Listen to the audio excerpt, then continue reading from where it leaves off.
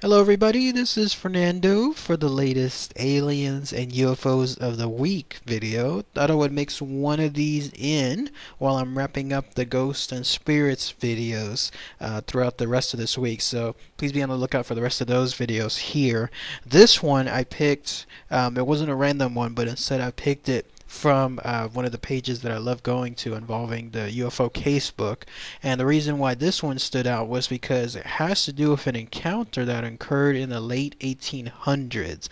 I love when stories deal with that time period, 1800s, maybe early 1900s, because clearly technology was around at that time, but not the type of technology that one would imagine effortlessly, like flying around like a UFO. So it's modern, but without being too modern, but enough to be able to say clearly nothing like a UFO should be there whenever the people encounter it based on the technology at that time. So this encounter had to do with a UFO that, interestingly enough, stopped an illegal activity. So of course this was done inadvertently, but I'll state all the information here. But yes, it prevented something along the lines of an illegal activity from occurring. And it has to do with the UFO. Doesn't have a name, or the encounter doesn't really have a name, but it's a UFO that was found at Padeswood near a place called Mold, which is in turn near a place called Buckley, Wales, United Kingdom, back in the 1880s.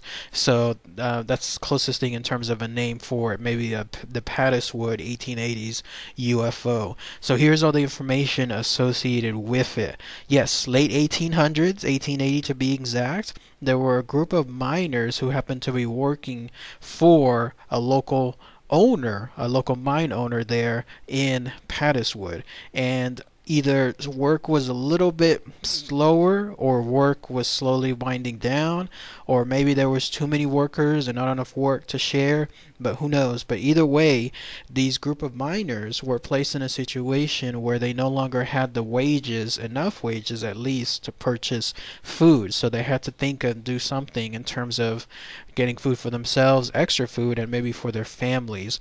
And so because of it, they decided, and taking a huge risk, that they would start poaching on one of the pieces of land that belonged to one of those mine owners they worked for. Of course, they had to do this at night because they didn't want to get caught. If they did so, it meant eviction. It sounded like then that they lived on that property, which is kind of usual when you read the stories of large projects being built, whether it's large mining shafts or dams or anything else, large bridges. Those workers usually tend to be kept close by, so they live there, so that way they can always transport to and from very easily, and also being transported back to where they came from. So that was the risk that they took, but they would do it every single night. It seems they would go out, set snares, and then come back the following night, of course all under wraps, all 100% in the darkness of night, and then see what they caught. And if they've caught something,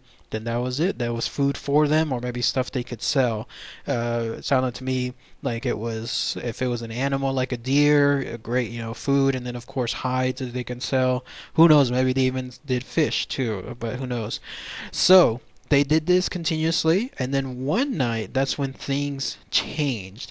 That's when they described it as being an unusual night, because all of a sudden, during the middle of collecting some snares, that's when they felt quote unquote tense and afraid. By the way, all this information is coming from, in this case, several generations of relatives afterward, because the way the information was presented, it seems like these guys and what they encountered, these group of miners, they kept everything under wraps, clearly because they didn't want the information being known that they encountered this UFO, because they were doing something illegal and get in huge trouble for it. So they kept it secret, and then they told their family relatives, who in turn kept that secret, it seemed like for several generations, up until the more current times. And then that's when the current relatives decided to share this story. So that, in other words, all of this is coming from family members of family members of family members, that type stuff. But yes, going back to what these miners felt, that very unique night, they felt tense and afraid, and they had this sense as if someone was continuously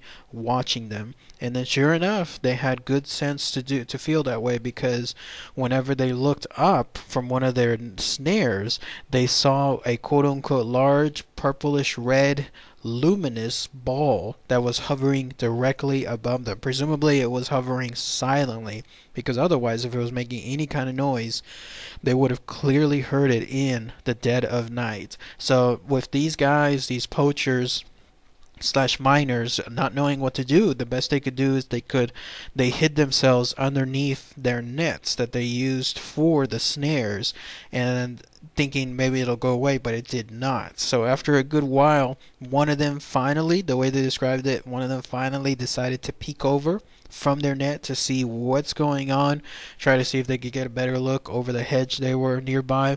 And he saw something, and he described it as this: a swirling ball of smoke with small tongues of flame issuing from the base, and then it was lifting itself off the ground. So right at that opportune moment, this guy, this miner, whenever he peeked over, he saw this thing in all of its detail just as it was flying away, essentially going away. So that was it. That was their encounter. They, in turn, of course, did not do anything else that night but run away, rightfully so.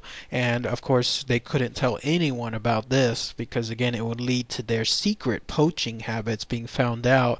And so the closest that they did afterward is one of them or several of them came back a couple of nights later only to collect the snares, and then that was it. Like, that sound, the way I read it, they didn't do anything else thereafter any other nights because they didn't want to risk running into this thing, whatever it was, which by our definition today would have been a UFO. But when they went back, they did see something. They saw a black circle of scorched grass approximately around the area where this UFO had taken off. So that was the only physical evidence left of it. But yeah, that's it. That's all the information that I have of this Padeswood UFO of the 1880s. Pretty interesting stuff.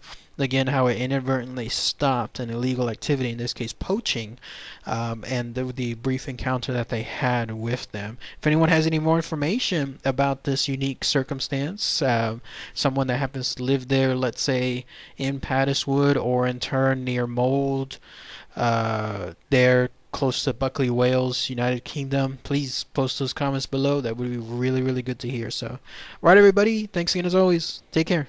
Bye.